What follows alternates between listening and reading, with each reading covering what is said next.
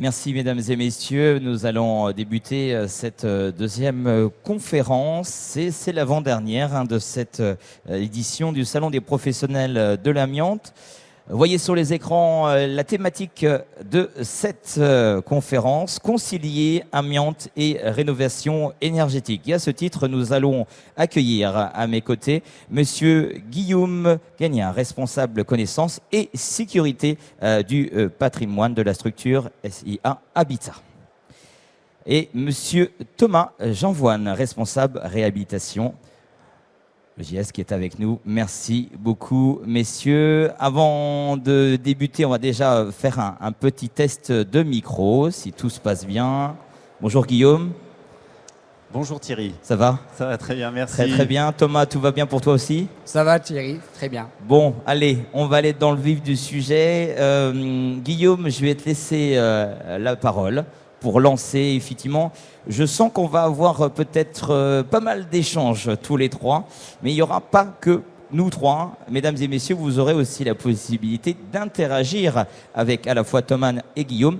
Mais avant cette interaction, je pense qu'on vous laissera déjà débattre entre vous et ensuite on viendra effectivement ou pas vous poser des questions. C'est à toi Guillaume. Merci Thierry, bonjour à toutes et à tous. Alors, pour démarrer un peu le sujet, un petit moment de présentation. Donc moi je suis Guillaume Gagnard, je suis arrivé chez SIA Habitat il y a déjà plus de 5 ans, hein, c'était en 2015, pour gérer la problématique amiante. Donc mettre en place toute une stratégie de la gestion du risque, autour des risques liés à la santé, bien sûr. Il faut protéger nos locataires, il faut protéger nos collaborateurs et puis les entreprises qui sont partenaires sur nos travaux. Donc voilà, on a mis en place toute une stratégie autour de cette thématique amiante pour bien gérer ce risque. Donc en quelques mots, SIA Habitat, on est basé dans le Nord-Pas-de-Calais, on gère 44 000 logements. On fait partie du groupe Habitat en région au niveau national, qui est le pôle immobilier de la Caisse d'épargne. Alors, ce que je me plais à dire à tout nouveau collaborateur qui rentre dans l'entreprise, c'est que l'amiante, c'est une préoccupation quotidienne chez nous, puisqu'on a à peu près 70% de notre parc immobilier qui est soumis à la réglementation amiante. Alors, bien sûr, ça ne veut pas dire qu'il y a de l'amiante dans tous nos logements, mais voilà, qu'il faut avoir une grande vigilance par rapport à cette cible-là. Et autre particularité également, et vous le verrez dans la suite de ce que je veux vous présenter en termes d'idées et d'arguments, c'est qu'on a 2/3 de nos logements qui sont des maisons individuelles. C'est vrai que les bailleurs, souvent, en tout cas en région parisienne, ont beaucoup de collectifs. Nous, c'est un peu différent, on a beaucoup de maisons individuelles. Alors, par rapport à la conférence de ce matin, je voulais remettre un petit peu de contexte rapidement pour expliquer quels sont les enjeux de demain autour de la rénovation énergétique. Vous le savez, il y a beaucoup d'actualités sur ce thème en ce moment. Cet été est rentrée en vigueur la réforme du nouveau diagnostic de performance énergétique. Alors ce DPE, je vous passe les détails techniques sur tout ce qui a changé dans la manière de le faire, le rôle du donneur d'ordre et les résultats attendus. Mais en tout cas, ce qui est très important de comprendre sur ce nouveau DPE, c'est qu'on prend en compte de manière beaucoup plus importante, ce qui n'était pas le cas avant, les gaz à effet de serre, les émissions de gaz à effet de serre. Avant, votre DPE, il traduisait une quantité d'énergie consommée à l'année au mètre carré au logement, mais maintenant, c'est un double seuil, c'est-à-dire on prend la plus mauvaise des deux étiquettes entre les consommations énergétiques et les émissions de gaz à effet de serre. Donc c'est assez impactant pour des gens qui géreront beaucoup de logements comme nous, parce que ça va nous re-questionner sur notre parc, parce qu'il y a peut-être des logements ou des résidences qui vont changer d'étiquette par rapport à cette nouvelle manière de présenter le DPE. Et puis le deuxième élément qui est très important dans ce contexte, c'est bien sûr l'impact de la loi énergie-climat qui impose un nouveau critère de décence dans les logements qui est adossé au résultat de ce nouveau DPE. Ça veut dire que très rapidement, à partir du 1er janvier 2025, on n'aura plus le droit de louer des logements qui sont très énergivores, qui sont en étiquette G. Et puis progressivement, le législateur a dit on va s'attaquer aux étiquettes F. Donc dès le 1er janvier 2028, on n'aura plus le droit de louer ces logements qui sont en F et G. Et d'ici 2034, ça sera également les logements en étiquette E. Alors 2034, peut vous paraître assez lointain, mais quand on regarde déjà qu'au 1er janvier 2028, on devrait éradiquer tous nos logements en F et G, l'impact, il est énorme. Si aujourd'hui, je fais l'impasse sur la location de tous ces logements-là, il y a une perte financière pour les bailleurs qui est extraordinaire. En termes d'impact sur le long terme, c'est des millions et des millions d'euros. Donc voilà, on est dans ce contexte réglementaire qui va nous pousser, nous, bailleurs et gestionnaires de parcs immobiliers, à être très vigilants sur ces logements énergivores et à revoir notre stratégie de rénovation énergétique sur notre parc. L'objectif derrière tout ça, c'est que l'État souhaite avoir une neutralité sur son bilan carbone 2050, donc ça va aller très très vite.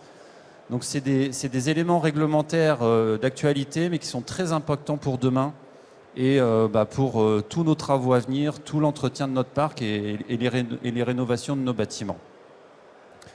Donc voilà un peu pour le côté contextuel et les enjeux qui vont me permettre d'introduire un petit peu comment on va gérer ça chez SIA et quels sont les impacts vis-à-vis de l'amiante.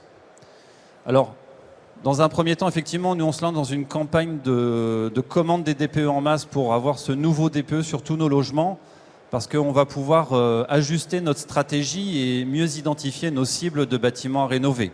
Aujourd'hui, c'est vrai, on a des bâtiments qui sont plutôt en D parfois, et avec ce nouveau DPE, peut-être qu'on va découvrir qu'ils vont passer en E, parce qu'on est en chauffage gaz individuel, et on sait qu'aujourd'hui, par rapport à ce nouveau DPE, la chaudière individuelle au gaz qu'on a abondamment déployée dans nos rénovations va plus répondre à ces objectifs de passoire énergétique.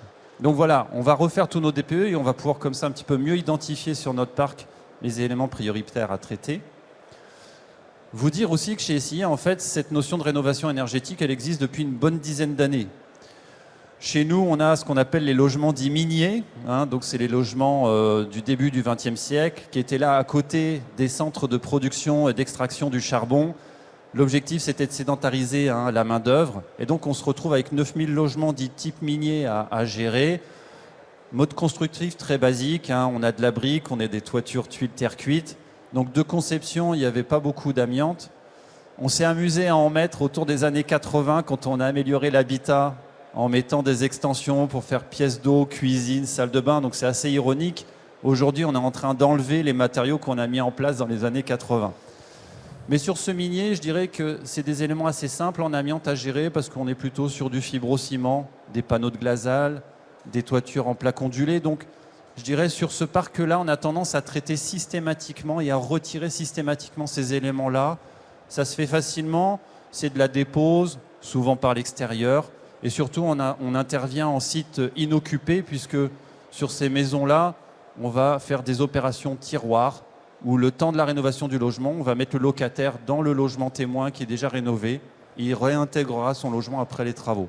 Donc en termes d'organisation de chantier et même par rapport à cette problématique amiante, c'est des choses qu'on maîtrise plutôt bien, qui sont bien gérées et qu'on intègre globalement dans notre business plan dès lors qu'on veut rénover des résidences type minier.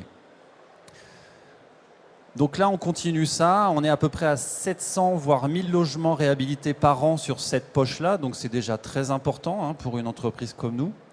Mais avec cette réforme du DPE, il va falloir qu'on anticipe la rénovation des logements qu'on envisageait de faire après. C'est-à-dire qu'en gros, le minier, on devait le traiter jusqu'à 2023-2024. Mais là, on ne peut pas attendre de terminer le minier pour démarrer ce qui va suivre en termes de rénovation énergétique. Et ce qui nous attend demain, c'est des cas de figure très particuliers par rapport à l'amiante, puisque, comme vous le voyez là sur le petit slide, le patrimoine qui va être énergivore, ça va être beaucoup. Ce qu'on n'a pas traité encore, c'est les collectifs des années 70-80. Vous voyez bien, on est plutôt au ossature béton, parfois chauffage électrique. Donc voilà, en termes d'énergie, ça ne va pas du tout. Même si on a entretenu nos toitures, on a refait nos fenêtres, etc., ce n'est pas suffisant.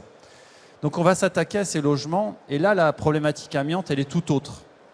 Dans le minier, je vous parlais d'un petit peu de fibrociment à traiter ponctuellement, ce n'est pas très impactant. Mais là, sur du collectif, on va toucher au revêtement de sol, aux enduits de débulage qui sont présents à la fois en partie commune et dans les logements. Donc en termes d'impact chantier, c'est beaucoup plus contraignant. Déjà, on ne peut pas forcément vider tout le bâtiment pour traiter tous ces matériaux contenant de l'amiante dans un collectif. Ça nécessite de mettre en œuvre des processus de retrait tout de suite plus conséquents, de niveau 2, voire de niveau 3. Donc en termes d'organisation de chantier, de délai et de coûts, on n'est pas du tout sur les mêmes échelles. Donc dans cette poche-là, nous, on a estimé à peu près qu'on avait 3600 logements à traiter d'ici le 1er janvier 2025. Donc voilà, il faut avancer là-dessus en intégrant cette problématique amiante qui est beaucoup plus présente que sur le reste du parc. Et donc forcément, le choix entre je retire complètement l'amiante des bâtiments ou je vais en laisser une partie et travailler en sous section 4 va se poser sur chaque opération. La politique de l'entreprise qui serait de dire je retire systématiquement tous les matériaux qui ont été repérés sur ces futures rénovations n'est pas tenable financièrement. Donc il va falloir qu'on s'interroge à chaque fois sur qu'est-ce qu'on peut retirer dans un coût raisonnable et qu'est-ce qu'on... Alors, retirer aussi par rapport à des risques sanitaires. Il y a peut-être des matériaux en mauvais état de conservation qu'il va falloir retirer, ça c'est tout à fait classique. Retirer peut-être les matériaux qui sont très contraignants dans la maintenance du bâtiment, mais peut-être se dire tout le reste, je vais peut-être pouvoir le laisser en place en les faisant du recouvrement, en les rénovant, mais on ne pourra pas systématiquement retirer tous les matériaux contenant de l'amiante dans ces futures rénovations énergétiques. Parce que les impacts budgétaires sont vraiment très très conséquents. Donc si on veut continuer quand même à rénover notre parc, et c'est quand même là un des enjeux majeurs de la notion de rénovation énergétique, c'est que au final la facture d'énergie de chacun de nos locataires baisse. Et bien pour répondre à cet objectif, avec la contrainte amiante, il faut faire un espèce de compromis sur cette présence d'amiante qu'il va falloir partiellement laisser en place parce qu'on a aussi d'autres composantes dans la rénovation énergétique. On doit lutter contre l'artificialisation des sols. On a tout bétonné. Comment on revient là-dessus pour remettre des espaces verts et de la biodiversité? Comment travailler sur les labels de matériaux biosourcés pour employer des matériaux de la biomasse? Donc on est face à des enjeux plutôt RSE aussi, autour de l'énergie, autour du bien-être, etc. L'adaptation de nos logements au vieillissement de la population. Donc toutes ces composantes-là, quand on va s'intéresser à la rénovation d'un bâtiment, bien sûr, il faut qu'on y travaille, et il faut qu'on les traite. Et ça ne doit pas forcément se faire au détriment d'un chantier 100% retrait d'amiante, parce que voilà, on doit répondre aussi à tous ces enjeux-là. J'ai une foule de questions à te poser. Je vais les garder dans ma tête et je vais essayer de rebondir très rapidement. Thomas, tu viens d'entendre le modèle, ce fonctionnement que Guillaume vient d'exposer avec sa structure. On va basculer effectivement sur déjà la présentation de ton fonctionnement, de ton entreprise, de ta société, auquel on a envie effectivement de comprendre aussi ce rapprochement. Et à la suite de ton intervention, je risque, enfin c'est même sûr, j'aurai des questions que je poserai à Guillaume, force, à mon avis, qui peut être aussi pour toi. Donc j'attends cette présentation et puis après je reviendrai vers toi, Guillaume. Oui, forcément, on a les mêmes problèmes, on rencontre les mêmes problématiques dans nos réhabilitations. Donc je me présente, je suis Jean-Van Thomas, responsable du pôle réhabilitation chez Vivest. Vivest, c'est une filiale du groupe Action Logement. Vivest a été créé le 1er juillet 2021. Elle est née de la fusion entre l'EJS et la SLH. Vous pouvez avancer. Donc on est une société de 350 collaborateurs, à peu près 23 000 logements. C'est pas mal déjà. C'est très bien. On a un gros bailleur de la Moselle et de la Meurthe-et-Moselle, avec un siège social qui se situe à Metz, une délégation territoriale à Nancy, et des agences à Metz, Wapi, Thionville, Forbach, Saint-Avold, et une trentaine de points d'accueil de proximité pour être au plus proche du territoire et de nos locataires et de nos clients. Voilà. En moyenne, on réhabilite à peu près 700 logements par an, avec une équipe de 3 à 4 chargés d'opération. On adapte dans le cadre de nos réhabilitations l'adaptation de logements PMR, donc salle de bain, donc on fait des travaux de réhabilitation assez complexe. On investit énormément, donc on intègre la réhabilitation thermique, mais pas que. On améliore aussi le cadre de vie du locataire, l'aménagement des pièces d'eau, la restructuration de certaines entrées, création d'ascenseurs, la crise Covid nous a permis aussi de réfléchir sur comment construire demain, mais comment réhabiliter demain. Les ajouts de balcons, on s'est rendu compte que c'était quelque chose qui était primordial pour nos locataires, ceux qui n'avaient pas d'extérieur. Donc les balcons, mais pas que, la résidentialisation, parler des îlots de chaleur, comment éradiquer ces îlots de chaleur, refaire de la résidentialisation, associer les locataires en place, les agents aussi pour l'entretien des espaces verts. Voilà, donc toute cette réflexion-là est en train d'être menée suite à la création de notre nouveau PSP qui est en train d'être rédigé là, pour la période 2024-2029. Au niveau de notre patrimoine, Vivest, on a énormément investi dans la réhabilitation thermique. Il nous restera l'année prochaine 150 logements à éradiquer qui sont F et G. Voilà. Donc on a vraiment pris les devants. Ah oui, quand donc, même. Ouais. Fin 2022, avec l'ancien DPE bien sûr, on n'aura plus de F et G. On verra l'impact que ça aura avec les nouveaux DPE. On espère pas de voir trop de mauvaises surprises. Voilà. Et de la feuille de route du groupe Action Logement, c'est que 2030, plus de E non plus. Donc on aurait éradiqué aussi donc on intègre cette réflexion-là dans nos plans de travaux, nos plans d'investissement qui vont aller de 2024 jusqu'à 2029. Voilà. Pour faire un petit résumé de la société, voilà. Alors, peut-être regarder aussi l'implantation. L'implantation, donc voilà, Metz et Nancy, pour les gens qui ne connaissent pas la Moselle et la Meurthe-et-Moselle. Avec voilà, 4500 logements sur la Meurthe-et-Moselle, 18 500 logements en Moselle. Contrairement à SIA, on a beaucoup plus de collectifs. On est à peu près sur un ratio de 70-75%. C'est un peu l'inverse de Guillaume, en fait. Oui, voilà, c'est ça. Ouais. On a de l'individuel, mais pas beaucoup. Voilà. Et puis voilà nos engagements, donc la feuille de route, 745 logements mis en réhabilitation, 664 logements agréés en construction. Notre engagement sur le territoire, Action Cœur de Ville, l'ONV, l'NPNRU, forcément, dans nos quartiers prioritaires. Voilà, on investit énormément.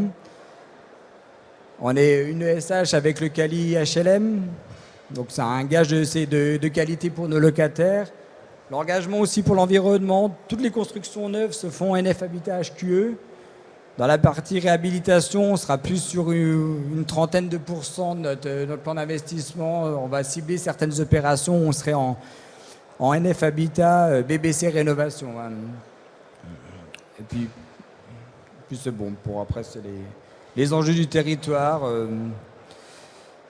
Incarner des valeurs fortes avec la prise du territoire, les enjeux environnementaux, sociétaux, utilité et cohésion sociale, développer la capacité de production en neuf, renforcer les moyens d'intervention sur le parc existant, réhabilitation, renouvellement, démolition, restructuration. Voilà, on intègre tout ça et en concertation aussi avec nos locataires hein, par des ateliers, souvent dans des opérations de réhabilitation, on associe nos locataires, nos clients, par des ateliers qu'on récupère leurs attentes, qu'on réhabilite thermiquement, c'est bien, mais ils ont peut-être aussi, eux, d'autres attentes, comment ils veulent voir vivre leur quartier. Voilà. Donc on a tout cet engagement-là qui est fait au sein de Vivest. Guillaume, merci beaucoup. On a quand même un chiffre qui est assez incroyable que vient d'annoncer Thomas. Il va être en avance, en fait, par rapport aux dates officielles. J'ai cette impression que vous, ça va être beaucoup plus compliqué. Je me trompe ou Alors, c'est vrai, nous, on part avec, alors je dirais pas un peu de retard, parce que ça fait quand même 10 ans qu'on est sur le sujet, mais le renforcement des obligations réglementaires que j'évoquais dans ma présentation fait que ça s'accélère. C'est-à-dire qu'on voulait bien sûr traiter ces bâtiments énergivores, hein, ça fait partie de nos missions en tant que bailleur social, de réduire les charges, le bien-être locataire. Mais là, du coup, avec cette réglementation, ça s'accélère. Donc il va falloir qu'on trouve des moyens, dans un même périmètre financier, de continuer à traiter, bien sûr, notre bassin minier. Hein, il y a un gros programme avec l'État pour le renouveau du bassin minier, donc on est très engagé là-dessus. Mais de commencer à traiter ces nouvelles poches de logement qu'on envisageait de faire, mais pas aussi rapidement ce qui nous est imposé aujourd'hui. Donc voilà, il y a un vrai enjeu d'arriver à concilier les deux pour arriver à cet objectif à fin 2028. Enfin, début 2028, pardon. Je suis d'accord. Mais tu dis dans ta présentation, alors c'est la différence aussi avec toi, tu as moins de collectifs, tu as aussi d'individuels et tu as cette capacité de dire à celui qui est dans son bâtiment, de dire désolé, le temps des travaux, on va vous mettre à disposition un autre. Mais tout le monde ne peut pas le faire.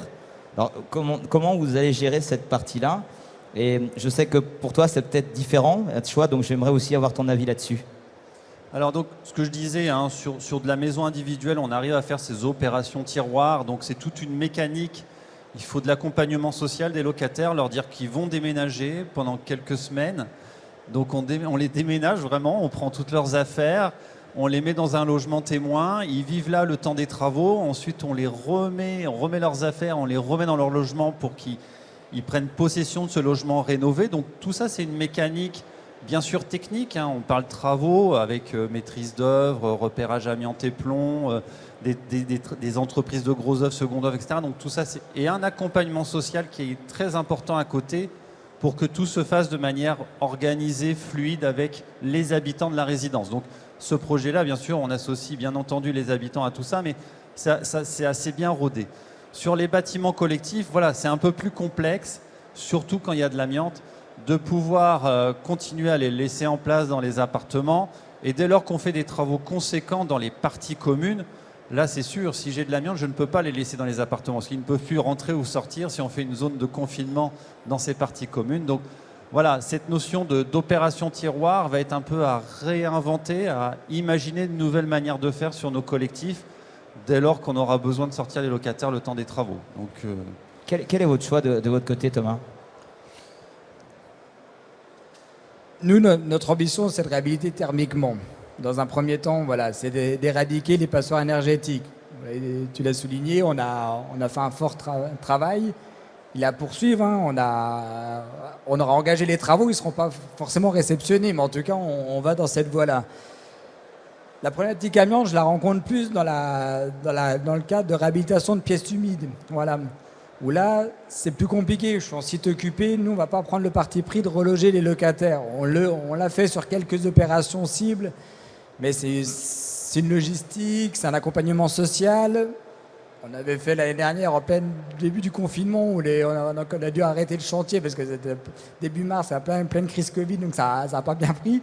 Mais on a réussi quand même à désamianter une tour de 17 étages, des faux plafonds amiantés. Donc on avait dû reloger, il y avait 2 locataires, 2 logements par palier qui, eux, ne pouvaient pas rentrer dans leur logement. Voilà. Donc on a dû les reloger à l'hôtel et on a fait des sas. Il y a un cheminement qui était fait pour les locataires en place.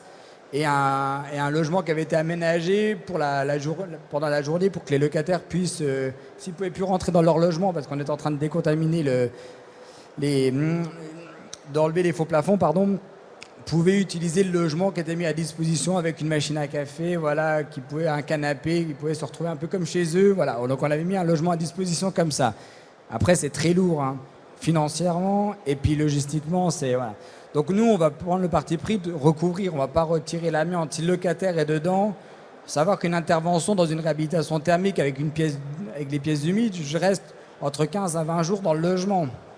En corps d'état séparés, donc il y a toute la logistique entre les différents corps de métier à planifier, à respecter, parce que demain, il y a le carreleur qui n'intervient pas, le locataire n'a toujours pas sa douche, voilà, donc on va prendre le parti pris plutôt de réhabiliter en site occupé. Donc on ne peut pas retirer l'amiante. Voilà, on va plutôt le recouvrir. Et dans certains logements vacants, oui, là on va plutôt l'enlever, le retirer. Parce que c'est quand même mieux par la suite qu'il n'y ait plus d'amiante, quoi. Parce que demain, ça veut dire une nouvelle intervention par l'agence, un plombier qui doit intervenir. Il faut qu'il ait connaissance que sous le revêtement de sol qui a été posé récemment, il y a un support amianté. Voilà, il y a toute comment l'information est retransmise derrière à différentes directions que compose un bailleur social. On parle maintenant de gaz à effet de serre. Tu as parlé des lettres. C'est assez paradoxal. Tu dis, voilà, j'ai des structures des années 70, 80. Tu fais un petit rictus en parlant de gaz. ou auquel on avait aussi de l'électricité, mais avec des radiateurs, tu te rappelles, qui étaient énergivores à souhait. Cette transition, parce qu'on est comme dans la rénovation énergétique, oui, on parle de l'amiante, mais est-ce qu'on peut sincèrement concilier l'environnement et la rénovation énergétique? Alors, cette notion d'environnement, c'est ce que j'évoquais un peu en conclusion de ma petite présentation. C'est vrai qu'il y a quand même beaucoup de sujets autour de cette rénovation énergétique d'un bâtiment. Faire une rénovation énergétique, ça veut dire qu'on va injecter, aller en moyenne entre 30 et 40 000 euros au logement. Donc c'est déjà un budget. Et dans ce budget-là, bien sûr, il faut faire en sorte qu'on consomme moins d'énergie et que sur les charges du locataire, ça soit très concret. Il va falloir aussi répondre à ces enjeux techniques qui sont devant nous, parce que la chaudière gaz, peut-être qu'elle ne va pas répondre à tous les cas de figure pour atteindre ces fameuses étiquettes non énergivores. Donc, quels sont les nouveaux équipements qui vont nous permettre d'atteindre cette performance?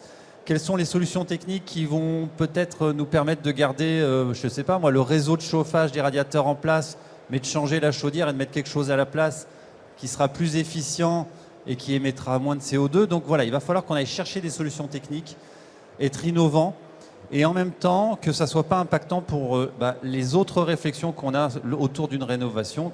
On l'a dit, le côté vieillissement de la population, le côté résidentialisation.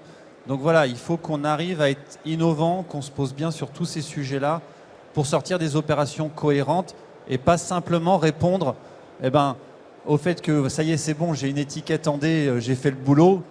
Non, c'est plus que ça, hein. Nos locataires sont là de nombreuses années. Nous, on va gérer ce parc très longtemps encore. Donc anticipons les futures réglementations, parce que vous voyez, là on fait F, G, E, pourquoi pas D dans les années 50.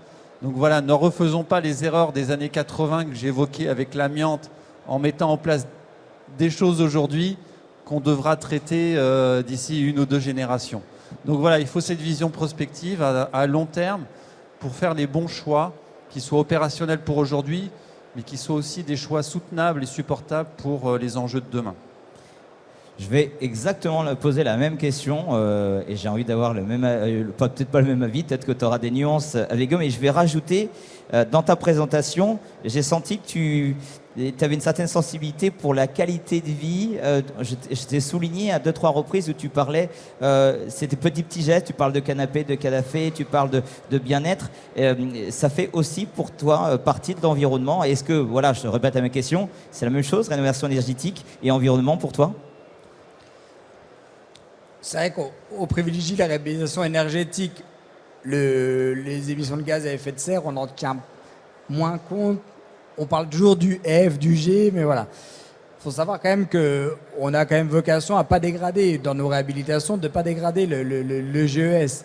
Pour bénéficier de prêts de la Caisse des dépôts et des consignations, de l'éco-prêt, je ne peux pas venir dégrader mon GES. Voilà, donc, et on se rend compte, quand je suis en chauffage électrique et je passe à une chaudière gaz individuelle, je dégrade un petit peu. Voilà. Donc on isole plus, faut qu'on trouve des effet de solutions. compensation. Voilà, qu'on compense pour éviter de dégrader ça, pour pouvoir bénéficier d'avoir un plan de financement tenable, réalisable, et puis sans appliquer une hausse de loyer aussi à nos clients, parce qu'il faut quand même que l'opération soit équilibrée. On a nos dépenses, on a nos recettes, le plan de financement est là, et puis des fois on va augmenter un petit peu le loyer du locataire, du logement, pour pouvoir financer une partie de ces travaux-là. Donc c'est un accompagnement, on explique, c'est le but des réunions publiques, d'expliquer aux locataires en place. Ça va pas être facile, parce que si d'un côté tu descends ta facture d'énergie et d'un autre côté on te demande de payer plus cher, ça passe le message? Alors ça reste mesuré, hein, c'est le logement qui sont conventionnés, donc on a un plafond, donc on peut pas aller au-delà du plafond.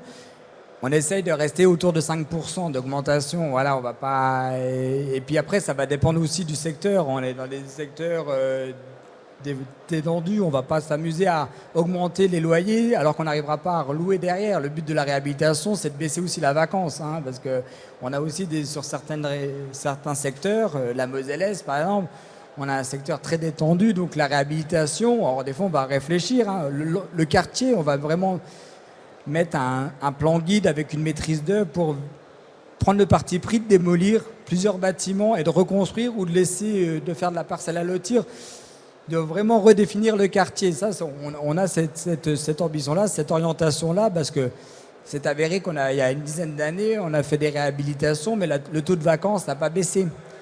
Et on a investi quand même 40 000 euros au logement, ce qui est conséquent. C'est à peu près le même chiffre que... C'est à peu près ces chiffres-là, voilà. Et d'ailleurs, je rebondis sur ce que tu viens de dire, Thomas. La partie financière, parce que si on parle d'environnement, on associe en général des corps de métier qui rentrent dans une démarche effectivement RSE. Du moins, on va aller, je dis la proximité, les matériaux utilisés.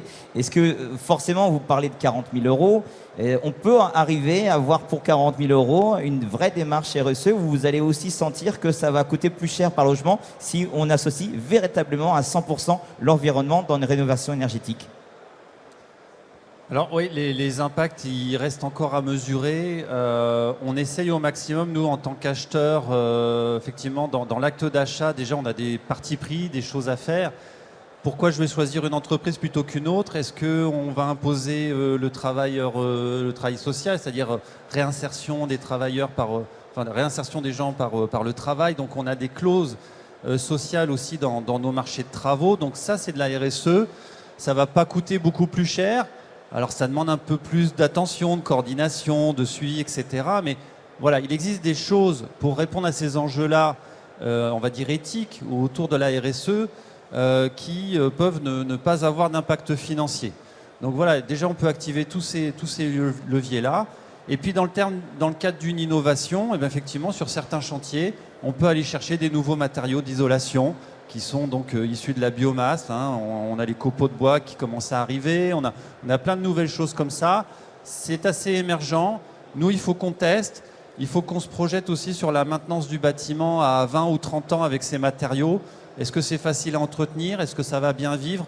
Donc voilà, on va être dans l'innovation, dans l'expérimentation, mais très vite, il va falloir qu'on fasse des retours sur expérience pour qu'on puisse prototyper et à terme généraliser les solutions qui seront les plus efficaces. C'est la même chose pour toi dans la recherche aussi des corps de métier qui doivent à terme t'aider, t'accompagner on imagine jusqu'à la date de 2050 par exemple?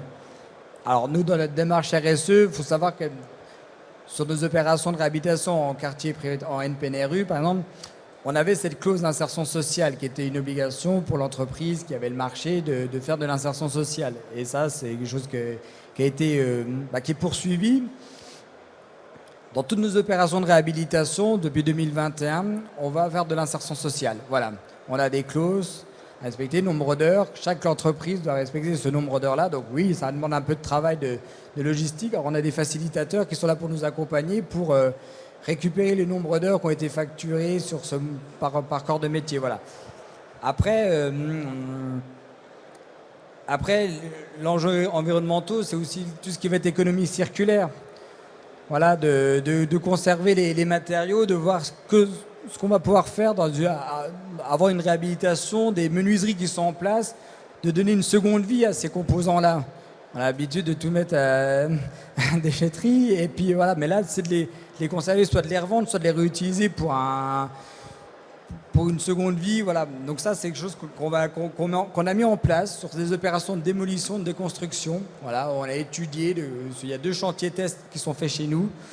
C'est un collègue à moi qui s'occupe de ça, c'est un autre service. Et on va le mettre en place dans des opérations de réhabilitation aussi, parce que c'est là-dessus qu'il faut aller demain sur l'économie circulaire. On a toujours, même pour les particuliers, l'État qui soutient avec des aides, ils sont encore renouvelables. Vous êtes aussi le lien aussi avec l'État, vous pouvez recevoir des aides pour peut-être soulager entre guillemets le coût par logement. Est-ce que vous pouvez solliciter l'État lorsque vous avez autant de logements justement à gérer? Lorsqu'on vous met aussi, alors j'ai bien compris que vous avez des ultimatums de date, et pour l'instant, bon, ça devrait bien se passer, mais est-ce qu'on peut vous aider encore plus? Alors aujourd'hui, il y a déjà des dispositifs. C'est vrai que nous, notre mission de service public, quelque part, qui est de loger à loyer modéré, la contrepartie du plafonnement de ces loyers, c'est qu'on a des prêts de l'État avec des taux d'intérêt à long terme qui sont intéressants. Donc voilà, c'est un peu comme ça que ça fonctionne, c'est la contrepartie.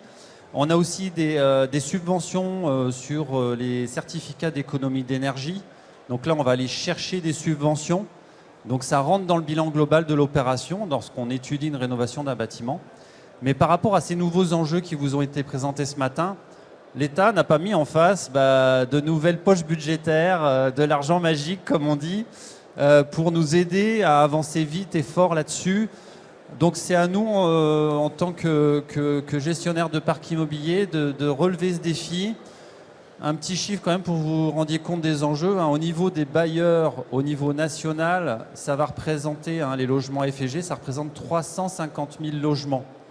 Donc voilà, on s'attaque à ça. D'ici au 1er janvier 2025, ces 350 000 logements ne devront plus être énergivores.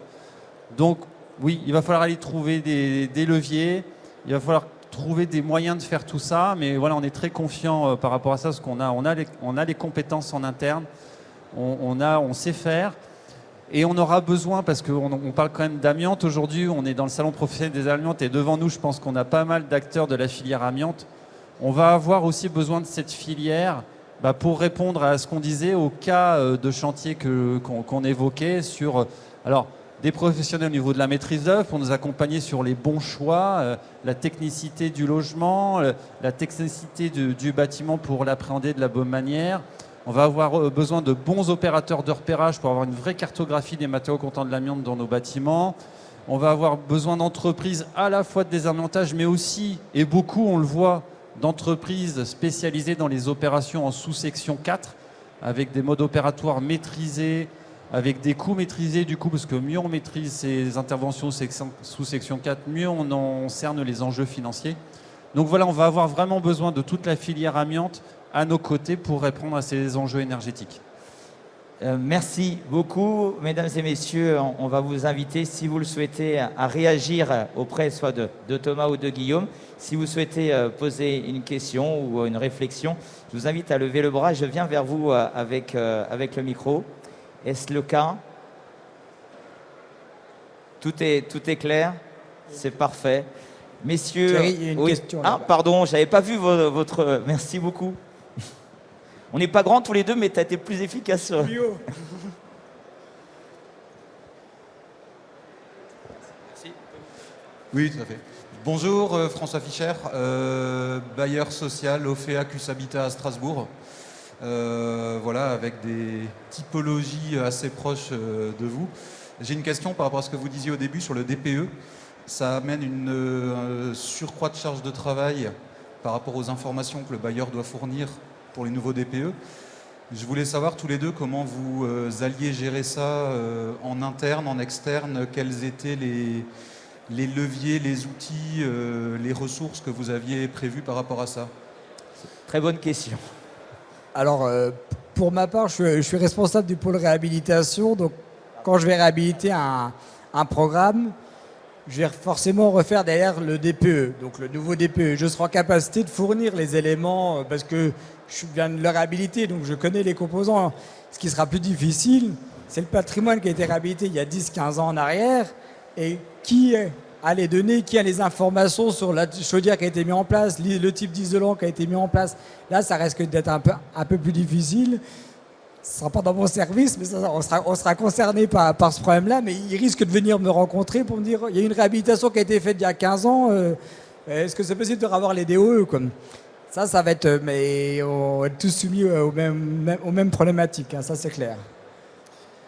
Guillaume? Oui, alors pour notre partie, moi j'ai fait remonter le sujet en interne très vite en disant que la préparation d'une commande de ce nouveau DPE, c'est quelque chose qu'il faut prendre très au sérieux. Ça veut dire qu'on va devoir aller collecter pour chacun de nos logements tout l'historique des travaux qui ont déjà été réalisés dans celui-ci, pour informer le diagnostiqueur s'il y a eu des travaux d'isolation de toiture, des remplacements de menuiserie, du remplacement de chaudière, avec des justificatifs associés.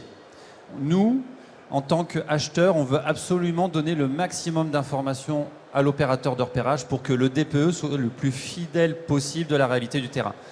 Et donc on a estimé un peu le temps à passer pour préparer tout ça, suivre un marché. Donc on a lancé un marché cadre sur 3 ans et demi là, pour faire tous nos DPE. Et j'ai obtenu un recrutement pour avoir un ETP supplémentaire dans mon équipe. Donc là, aujourd'hui, j'ai 2 collaborateurs qui sont en train de préparer toutes ces fameuses, alors on appelle ça des fiches de synthèse technique. On prend l'immeuble, on décrit l'immeuble avec tous ses composants techniques, on met les justificatifs derrière, donc ça demande beaucoup de recherche, hein. On va chercher des factures, on va chercher les DOE, des dossiers marchés si c'est plus récent, des études thermiques, des plans, etc. pour fournir le maximum d'informations qualitatives, parce que cette fois, on ne veut pas louper le coche, on veut que nos DPE soient fidèles à la réalité du terrain et que ça soit un vrai outil aussi de décision en interne, parce qu'on voit qu'il y a plein de décisions stratégiques qui vont être posées sur ce DPE. Donc voilà, il faut faire les choses comme il faut pour avoir des bons DPE et travailler là-dessus, reprioriser nos chantiers, réfléchir de manière prospective à ce qu'on va faire de certains logements, mais en tout cas, on aura enfin cette donnée technique qui sera fiable et sur laquelle on pourra s'appuyer. Il y a forcément chez vous de l'archivage. Toutes ces informations, est-ce que tu as fait la bascule de la dématérialisation ou ça reste encore sur du support papier? Alors non, on est quand même bien ancré dans la digitalisation de notre métier, heureusement. Donc on a beaucoup de choses. Toutes les factures sont scannées depuis déjà de nombreuses années. Toutes nos demandes de certificats d'économie d'énergie, on a scanné tous nos justificatifs. Donc voilà, on va rechercher tout ça, les DOE, tout ça, c'est scanné. Et pareil pour l'amiante, hein, on historise tous nos diagnostics. On essaye de rentrer dans cette notion de capitalisation de l'information pour qu'elle soit partagée avec le plus grand nombre et facilement consultable. En stockage ou en gestion des données dans ces cas-là, quand tu parce que c'est vrai que tu peux très bien, Yannick, c'était notre sujet de ce matin, donc je me permets de faire un petit lien. Sur la partie, on va dire, historique des travaux, on est sur de la GED, hein, c'est clair qu'on a scanné des documents, des pages de documents, donc là on ne gère pas de la donnée. Par contre sur l'amiante, oui, on gère de la donnée. Je sais pour mes rapports sur quel logement ils ont été faits, quand est-ce qu'ils ont été faits et quel est le code résultat le plus défavorable. C'est-à-dire, est-ce que c'est des matériaux de la liste A ou B et quel est leur état de conservation.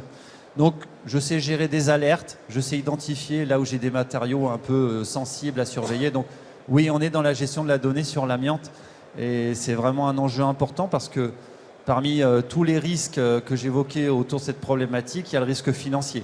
Si on n'a pas cette gestion de la donnée, le coût amiante, c'est un puissant fin, hein, surtout sur les repérages. On recommence des choses qu'on a déjà fait, donc arrêtons cette spirale infernale, capitalisons l'information et essayons de traiter d'autres choses, quoi.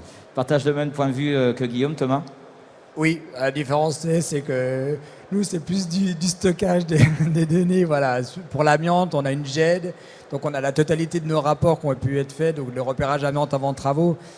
Après, au niveau utilisation, c'est pas forcément ce qui est le plus optimal. Voilà, on est en train d'étudier, d'avoir une GED, une version plutôt digitale, un peu plus ludique pour éviter de refaire 5 fois des mêmes prélèvements au même endroit, voilà, entre l'agence, notre direction et voilà.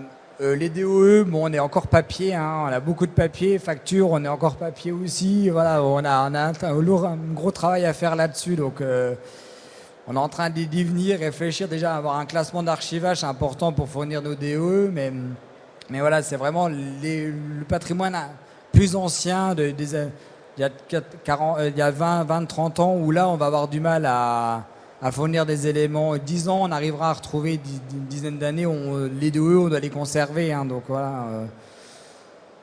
Ça va être un peu d'archéologie. J'aime bien le terme écologie. Est-ce qu'il y a une... Oui, madame. Merci.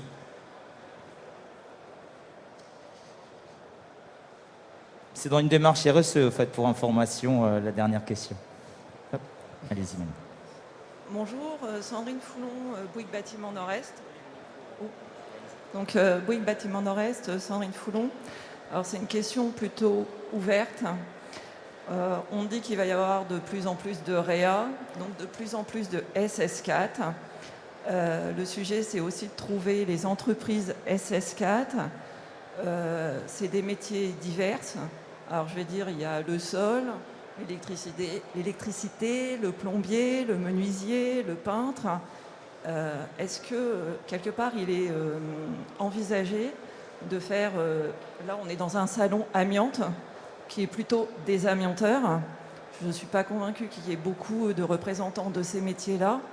Et moi, aujourd'hui, je voudrais en fait, les trouver tout simplement quoi, pour pouvoir les faire travailler. Sachant qu'aujourd'hui, on en trouve. Et je suis confrontée à à ce que demande l'inspection du travail, l'OPBTP et la réalité sur le terrain, quoi, au niveau des modes opératoires, je précise. On a très bien compris et c'est vrai que on comprend très bien. Oui, il y a le salon de l'amiante, puis il y a d'autres salons qui peuvent le traiter. On l'a dit tout à l'heure, hein, Thomas, Guillaume, c'est aussi cette démarche RSE, le choix aussi des acteurs. Il n'y a pas un livret aujourd'hui qui va stipuler tel ou tel corps de métier à cette certification. Enfin, je ne crois pas à ce jour. Ou alors sinon, je ne suis pas au courant. Mais... Nous, dans le cadre de travaux de réhabilitation, on aura effectué nos diagnostics amiante avant travaux en fonction des composants dans lesquels on va intervenir. Si on se rend compte qu'il y a de l'amiante au niveau des menuiseries ou de l'électricité, des choses comme ça, on va déjà, dans notre consultation de maîtrise d'entreprise, on va intégrer une obligation que l'entreprise soit formée sous section 4. Voilà, donc déjà, on a quand même des... Et les entreprises qui travaillent pour le compte de Vives, qui ont l'entretien courant, donc pour l'entretien du patrimoine, sol, carrelage, elles sont déjà formées en sous-section 4 avec des modes opératoires qui ont été validés. Voilà, donc ça, et ces entreprises-là, généralement, on les retrouve dans nos dossiers d'appel d'offres réhabilitation. Voilà. On a déjà un panel d'entreprises qui sont formées sous section 4. Alors après, c'est sûr qu'il y a des difficultés sur certains corps de métier à trouver des entreprises, mais sur la menuiserie intérieure, par exemple, on sait que nous, on a énormément de mal à trouver des entreprises dans nos appels d'offres. Guillaume ? Oui, alors c'est vrai que la montée en compétences des entreprises autour de la sous-section 4 s'est fait finalement relativement récemment. Quand je vous dis, moi je suis arrivé en 2015, je cherchais autour de moi les entreprises sous contrat qui sauraient faire ce type d'intervention. Parce que forcément, on a des contrats d'entretien et de maintenance. C'est de la petite intervention, je vais faire quelques percements pour refixer des éléments, je vais changer un carreau de faïence dans une salle d'eau, etc. Donc, comment on a fait monter en compétence ces entreprises ? Eh bien, nous, on a fait une espèce de forum amiante, on les a fait venir, on leur a fait rencontrer la CARSAT, l'OPP-BTP, et on s'est tous mis à discuter. On s'est intégré dans le dispositif Carto Amiante pour faire des chantiers écoles. On a mis à disposition des logements avec de l'amiante pour qu'ils puissent mettre en œuvre leur mode opératoire avec à côté d'eux le préventeur de l'OPB-BTP. Et on a lancé un peu cette mécanique dès 2016 pour justement embarquer des entreprises partenaires et qu'elles sachent maîtriser ces fameux modes opératoires et monter en compétence sur plein de thématiques. Donc on a commencé par les sols, après on est allé sur les murs, sur du détapissage, sur de la réparation un peu de trous avec des enduits, de la peinture, donc des choses que jusqu'alors, on n'envisageait pas du tout de faire et qu'on confiait des fois par un peu facilité à des désamianteurs. Donc là, en sous-section 4, ça y est, on commence à avoir un panel d'entreprises, en tout cas sur nos contrats de maintenance, qui savent faire, qui montent en compétences, qui savent gérer de plus en plus de cas de figure. Et donc, on les accompagne là-dessus parce que c'est clair que quand vous sortez de la formation sous-section 4, une entreprise, ensuite, pour mettre en œuvre tout ça, c'est très compliqué de passer le cap. Donc nous, on est là pour les aider, pour les accompagner, leur donner des chantiers un petit peu école, les faire rencontrer l'OPP-BTP qui est quand même un relais fort et très intéressant autour de la prévention sur cette thématique. Donc voilà, c'est un travail un peu continu auprès de ces entreprises pour qu'on ait de plus en plus d'acteurs qui soient sensibilisés là-dessus. Et nous, effectivement, dans nos marchés, on est également très sensibles, au-delà de la formation, que les entreprises nous montrent par la production de modes opératoires leur maîtrise du sujet au quotidien avec leurs équipes. Merci beaucoup Guillaume, Thomas. Je voulais savoir s'il y avait encore d'autres questions. Si ce n'est pas le cas, eh bien, écoutez, on va vous applaudir et vous remercier pour vos témoignages.